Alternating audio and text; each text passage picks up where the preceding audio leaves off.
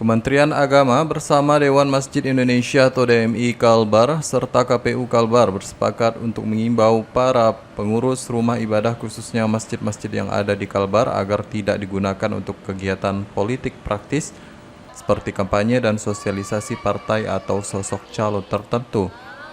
Salah satu upaya agar hal itu tidak dilakukan, sejumlah pengurus masjid di Kalbar pun diberikan tausiah pada Kamis pagi 24 Agustus 2023 di Masjid Mujahidin Pontianak. Tausiah diisi oleh pendakwah Islam Ar-Razi Hashim.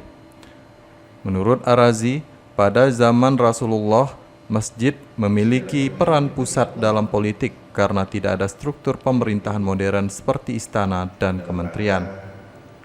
Namun saat ini dengan adanya struktur pemerintahan dan pemilu, ia mengingatkan bahwa politik harus dijalankan dengan lembut dan tidak menggunakan tempat ibadah. Di zaman Rasulullah, masjid pusat politik karena tidak ada istana. Sekarang sudah ada istana, sudah ada kementerian. Maka di zaman Rasulullah tidak ada pemilu, sekarang ada pemilu.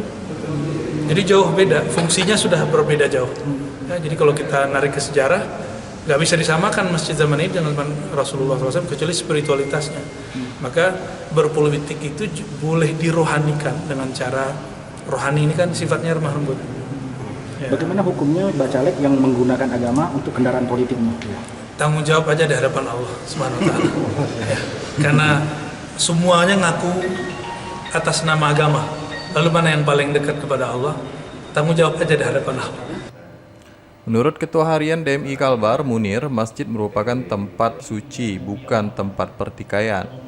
Karena itu kegiatan politik praktis sangat tidak pantas dilakukan di masjid. Namun demikian, DMI juga mengimbau para pengurus masjid agar tidak golput dalam menyalurkan hak pilih. Sementara itu, menurut Muhammad Syarifuddin Budi selaku Ketua KPU Kalbar, bukan hanya masjid yang tak boleh untuk digelar kampanye praktis, tetapi tempat-tempat lain seperti fasilitas pendidikan, fasilitas pemerintah juga tidak diperkenankan. Masjid itu terdiri dari orang dari berbagai partai. Kalau cuma partisipannya apa? Kadang-kadang ada caleg di situ, ya. Sehingga kalau semua ingin menonjolkan dirinya, kita mengkhawatirkan masjid kita tidak jadi makmur. Jadi itu pertama.